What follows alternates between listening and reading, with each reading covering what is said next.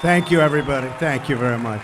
Great honor, and thank you to my truly great friend, Vice President Mike Pence. He's terrific. And thank you to Miami. We love Miami. Let me start by saying that I'm glad Secretary of State Rex Tillerson and I, along with a very talented team, were able to get Otto Warmbier back with his parents. What's happened to him is a truly terrible thing, but at least the ones who love him so much can now take care of him and be with him.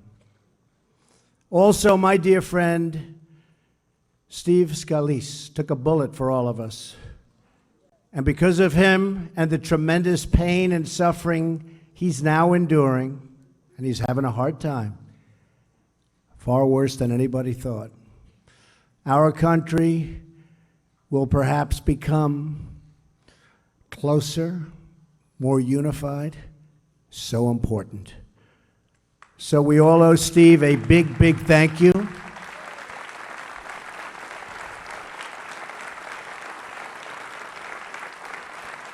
And let's keep the Warmbier family and the Scalise family and all of the victims of the congressional shooting in our hearts and prayers. And it was quite a day, and our police officers were incredible, weren't they? They did a great job. Good job. And let us all pray for a future of peace, unity, and safety for all of our people. Thank you. And for Cuba. I am so thrilled to be back here with all of my friends in Little Havana.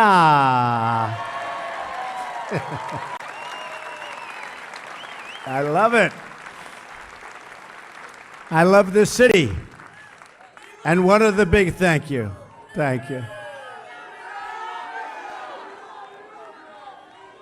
Now, this is an amazing community. The Cuban-American community. There's so much love. I saw that immediately. Thank you, darling. Oh, do I love you too. What you've built here, a vibrant culture, a thriving neighborhood, the spirit of adventure is a testament to what a free Cuba could be. And with God's help, a free Cuba is what we will soon achieve.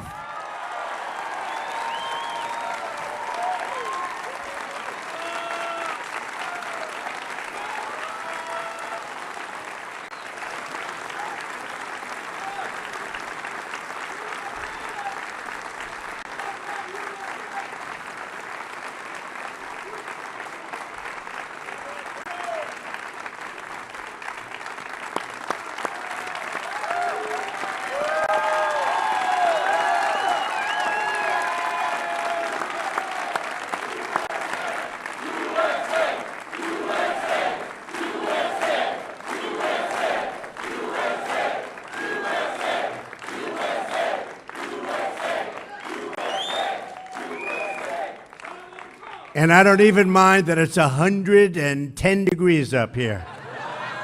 This room is packed. You know, it wasn't designed for this. I'd like to thank the fire department. We are delighted to be joined by so many friends and leaders of our great community. I want to express our deep gratitude to a man that's really become a friend of mine. And I want to tell you, he is one tough competitor, Senator Marco Rubio. Great guy. He is tough, man.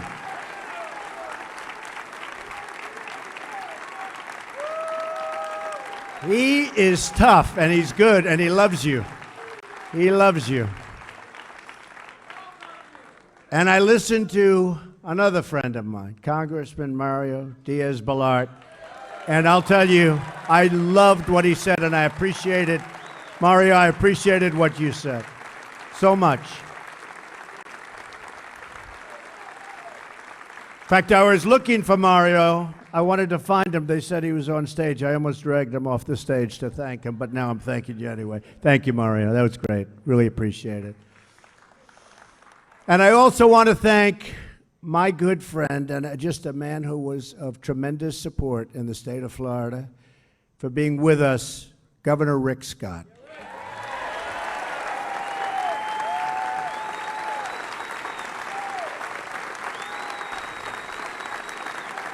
Great job. He's doing a great job. Oh, I hope he runs for the Senate. I know I'm not supposed to say that. I hope he runs for the Senate. Rick, are you running? Huh? I don't know. Marco, let's go. Come on, we got to get him to... I hope he runs for the Senate. We're deeply honored to be joined by amazing veterans of the Bay of Pigs. These are great people, amazing people.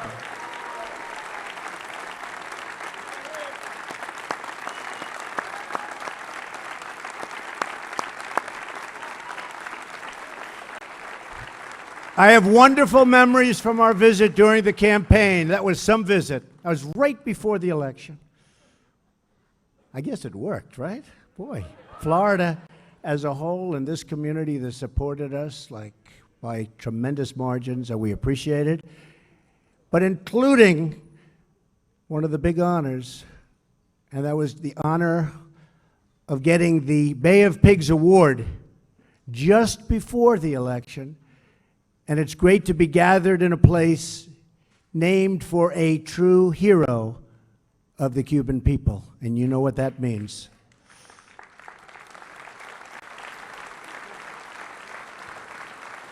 I was also looking forward to welcoming today two people who are not present.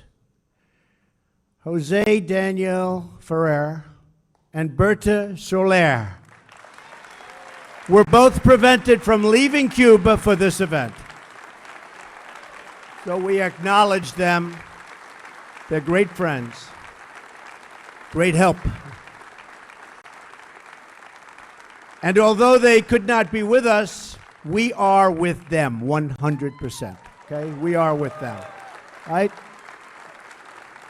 Finally, I want to recognize everyone in the audience who has their own painful but important story to tell about the true and brutal nature of the Castro regime. Brutal. We thank the dissidents, the exiles, and the children of Operation Peter Pan. You know what that means. And all who gather in the cafes, churches, and the streets of this incredible area and city to speak the truth and to stand for justice. And we want to thank you all for being a voice for the voiceless. There are people. It's voiceless, but you are making up the difference, and we all want to thank you. This group is amazing. Just an incredible, you are an incredible group of talented, passionate people. Thank you. Incredible group of people. Many of you witnessed terrible crimes committed in service of a depraved ideology. You saw the dreams of generations held by captive. And just literally, you look at what happened and what communism has done. You knew faces that disappeared, innocents locked in prisons, and believers persecuted for preaching the word of God. You watched the women in white, bruised, bloodied, and captured on their way from Mass. You have heard the chilling cries of loved ones or the cracks of firing squads piercing through the ocean breeze. Not a good sound. Among the courageous Cuban dissidents with us on stage here today are Carrie Roque, who was imprisoned by the Castro regime 15 years ago.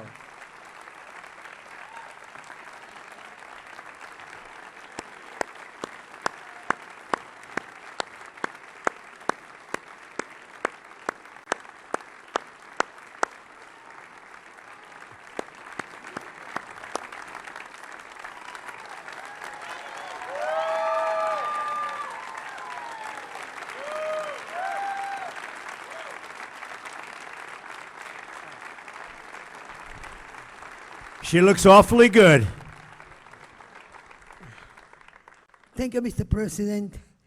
Thank you, Mr. Vice President. Thank you, Marco Rubio, Mario Diaz-Balart. Thank you to all the men and the Cubans who fight, no matter what the times can be, for the Cuban liberty. On behalf, Mr. President, on behalf of the Cuban people, the people inside my eyes, my homeland, thank you, and we appreciate your love.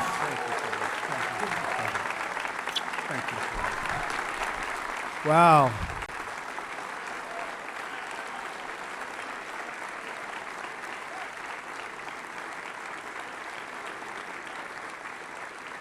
That's pretty good. She didn't know she was going to do that either, I will tell you. Thank you very much. Antunes, imprisoned for 17 years. Where is he?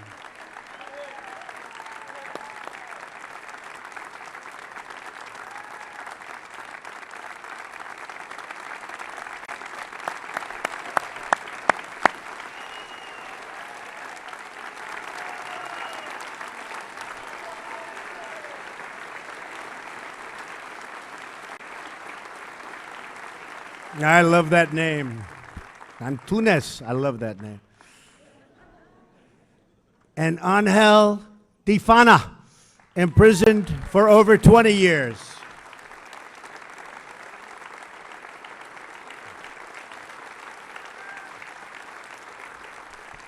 Thank you.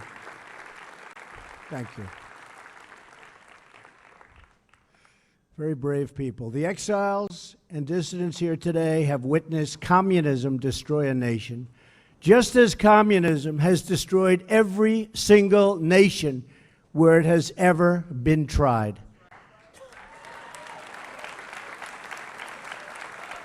But we will not be silent in the face of communist oppression any longer.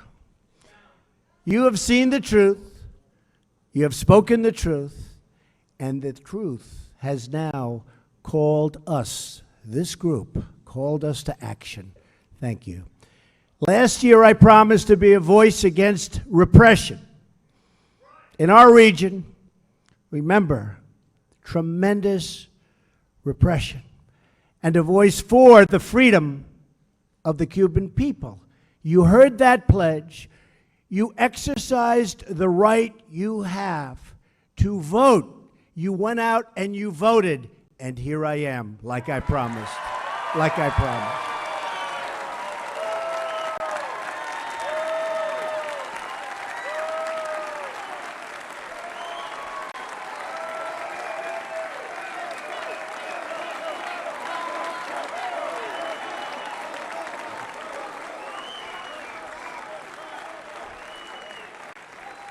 I promise you, I keep my promises. Sometimes in politics, they take a little bit longer, but we get there. We get there. Don't we get there? You better believe it, Mike. We get there.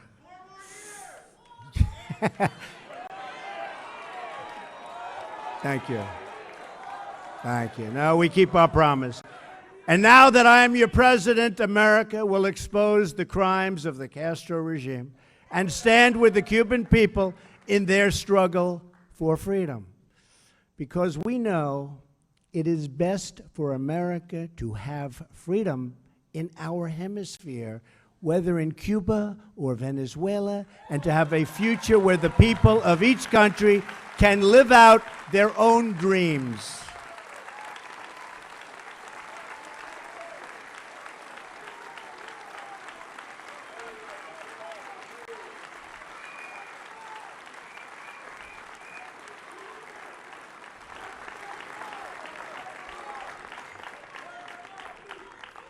For nearly 6 decades, the Cuban people have suffered under communist domination.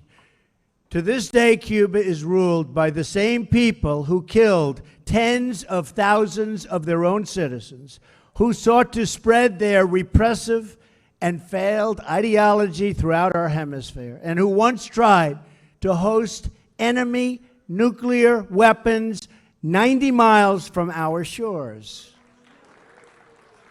The Castro regime has shipped arms to North Korea and fueled chaos in Venezuela. While imprisoning innocents, it has harbored cop killers, hijackers, and terrorists. It has supported human trafficking, forced labor, and exploitation all around the globe. This is the simple truth of the Castro regime. My administration will not hide from it, excuse it, or glamorize it. And we will never, ever be blind to it. We know what's going on, and we remember what happened.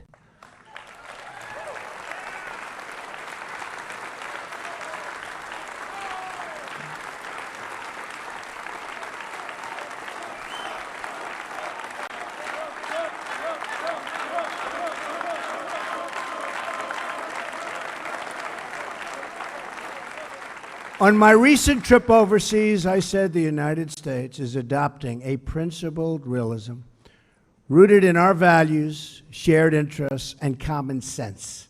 I also said countries should take greater responsibility for creating stability in their own regions. It's hard to think of a policy that makes less sense than the prior administration's terrible and misguided deal with the Castro regime.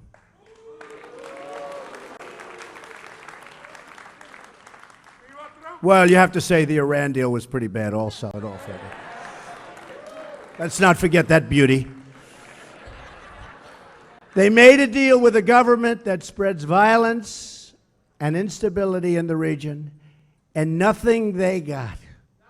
Think of it, nothing they got.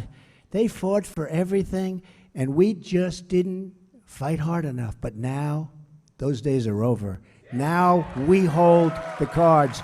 We now hold the cards. The previous administration's easing of restrictions on travel and trade does not help the Cuban people.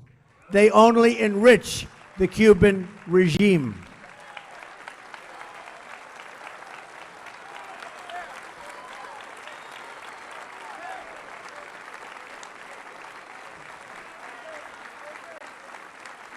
The profits from investment and tourism flow directly to the military. The regime takes the money and owns the industry. The outcome of last administration's executive action has been only more repression and a move to crush the peaceful democratic movement. Therefore, effective immediately, I am canceling the last administration's completely one-sided deal with Cuba.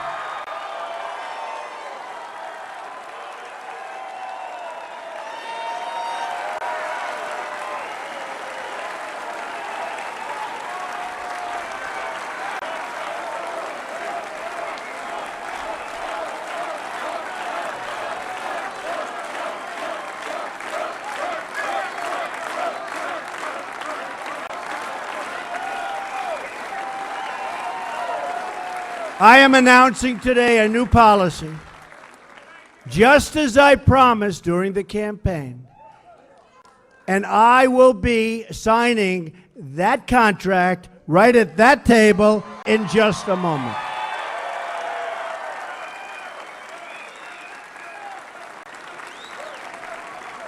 Our policy will seek a much better deal for the Cuban people and for the United States of America. We do not want U.S. dollars to prop up a military monopoly that exploits and abuses the citizens of Cuba. Our new policy begins with strictly enforcing U.S. law. We will not lift sanctions on the Cuban regime until all political prisoners are freed, freedoms of assembly and expression are respected, all political parties are legalized, and free and internationally supervised elections are scheduled. Elections.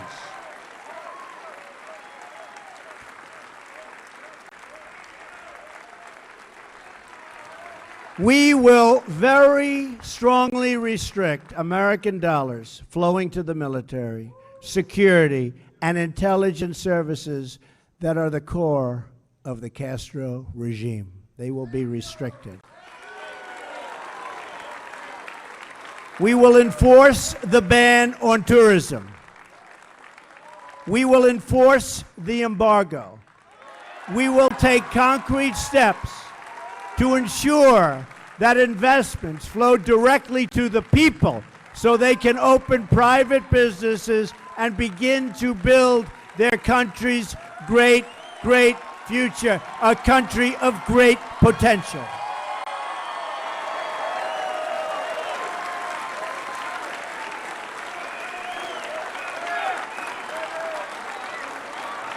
My action today bypasses the military and the government to help the Cuban people themselves form businesses and pursue much better lives.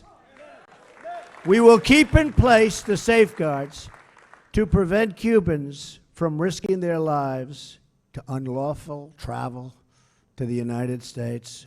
They are in such danger the way they have to come to this country, and we are going to be safeguarding those people. We have to. We have no choice. We have to.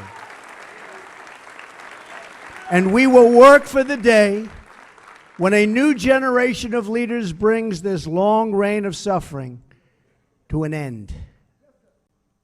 And I do believe that end is in the very near future. We challenge Cuba to come to the table with a new agreement that is in the best interests of both their people and our people, and also of Cuban Americans. To the Cuban government, I say, put an end to the abuse of dissidents. Release the political prisoners. Stop jailing innocent people. Open yourselves to political and economic freedoms. Return the fugitives from American justice, including the return of the cop killer, Joanne Chesimard.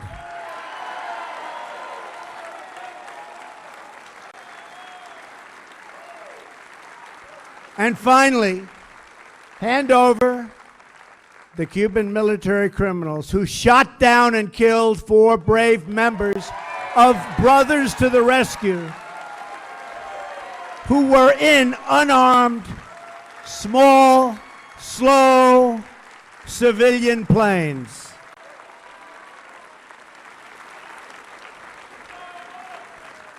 Those victims included Mario de la Pena Jr. and Carlos Costa. We are honored to be joined today by Mario's parents, Miriam and Mario, and Carlos's sister, Mirta. Where are you? Huh?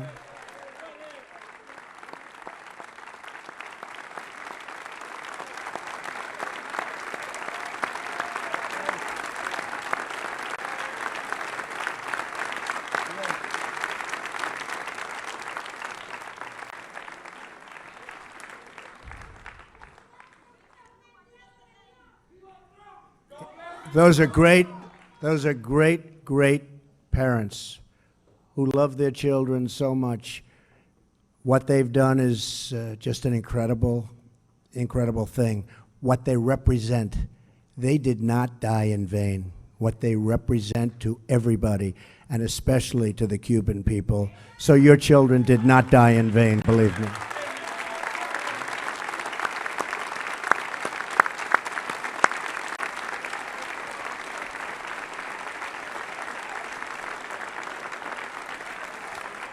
So to the Castro regime, I repeat, the harboring of criminals and fugitives will end. You have no choice. It will end. Any changes to the relationship between the United States and Cuba will depend on real progress toward these and the other goals, many of which I've described. When Cuba is ready to take concrete steps to these ends, we will be ready, willing, and able to come to the table to negotiate that much better deal for Cubans, for Americans, much better deal. And a deal that's fair. A deal that's fair. And a deal that makes sense. Our embassy remains open in the hope that our countries can forge a much stronger and better path. America believes that free, independent, and sovereign nations are the best vehicle for human happiness, for health, for education, for safety, for everything. We all accept that all nations have the right to chart their own paths, and I'm certainly a very big believer in that. So we will respect Cuban sovereignty, but we will never turn our backs on the Cuban people. That will not happen. Over the years, a special sympathy has grown between this land of the free and the beautiful people of that island so close to our shores and so deeply woven into the history of our region. America has rejected the Cuban people's oppressors. They are rejected. Officially today, they are rejected. And to those people, America has become a source of strength and our flag a symbol of hope. I know that is exactly what America is to you and what it represents to you. It represents the same to me. It represents the same to all of us. And that is what it was to a little boy, Luis Aza. You ever hear of Luis? Became very famous, great talent. Just 8 years old when Fidel Castro seized power. At the time, Luis's father was the police chief in Santiago de Cuba. You know Santiago? Yeah? Oh, they know Santiago. Just days after Fidel took control, his father was one of 71 Cubans executed by firing squad near San Juan Hill at the hands of the Castro regime. Luis buried his grief in his great love of music. He began playing the violin so brilliantly and so beautifully. Soon the regime saw his incredible gift and wanted to use him for propaganda purposes. When he was 12, they organized a national television special and demanded he play a solo for Raul Castro, who, by the way, is leaving now. I wonder why. They sent an official to fetch Luis from his home, but Luis refused to go. And a few days later, Castro's soldiers barged into his orchestra practice area, guns blazing. They told him to play for them. Terrified, Luis began to play, and the entire room was stunned by what they heard. Ringing out from the trembling boy's violin was a tune they all recognized. This young Cuban boy was playing the Star Spangled Banner.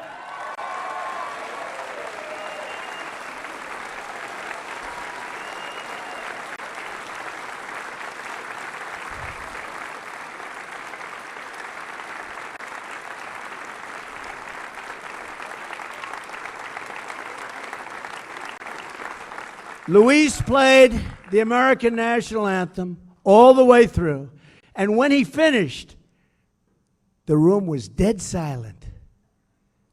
When we say that America stands as a symbol to the world, a symbol of freedom, and a symbol of hope, that is what Luis meant, and that is what Luis displayed that day. It was a big day. It was a great day.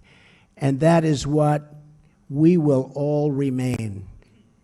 That was a very important moment, just like this is now for Cuba, a very important moment.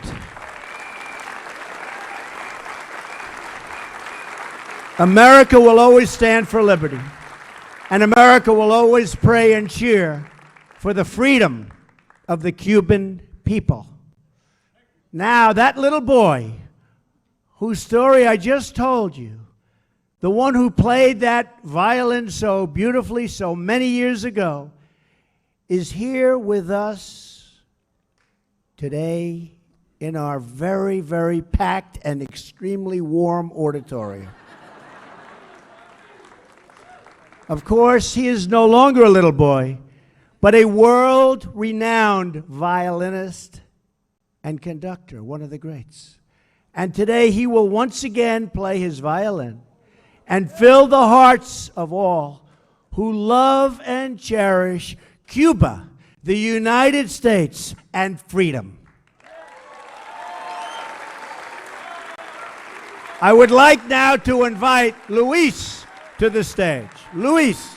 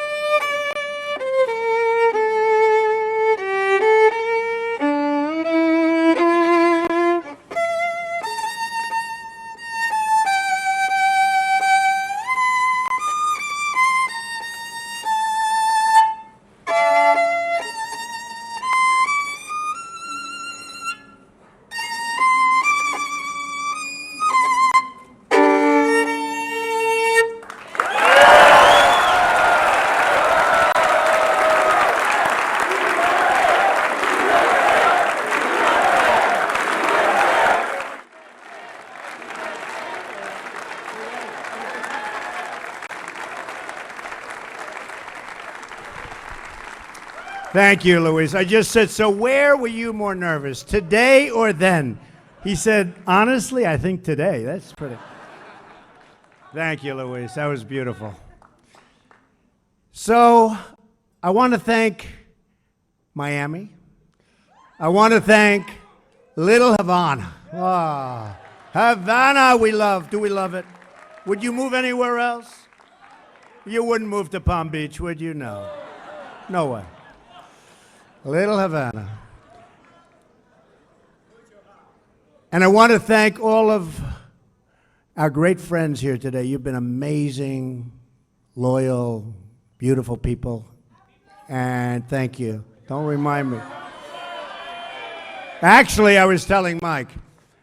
So it was 2 days on my birthday till a big day, which turned out to be tomorrow, the 16th, That was the day I came down with Melania on the escalator at Trump Tower. That's tomorrow. So it's exactly tomorrow, 2 years since we announced. And it worked out okay. Worked out okay. It's a great honor. Believe me, it's a great honor, right?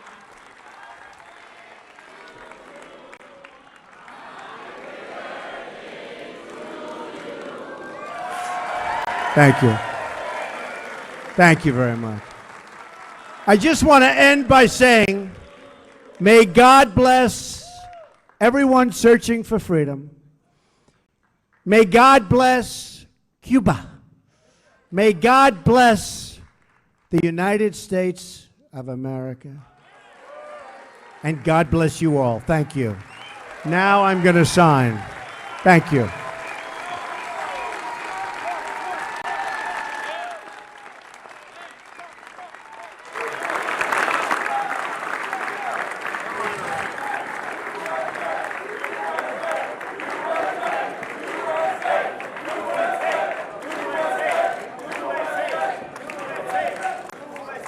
So this says, strengthening the policy of the United States toward Cuba. And I can add, strengthening a lot.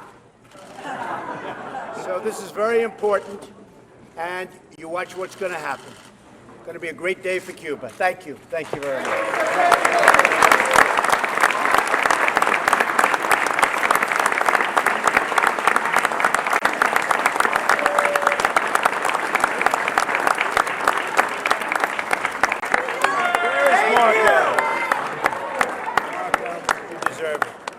Where's Mario? Here, sir. Mario. Who's our third one? Right here behind you, Mr. President. Oh, absolutely.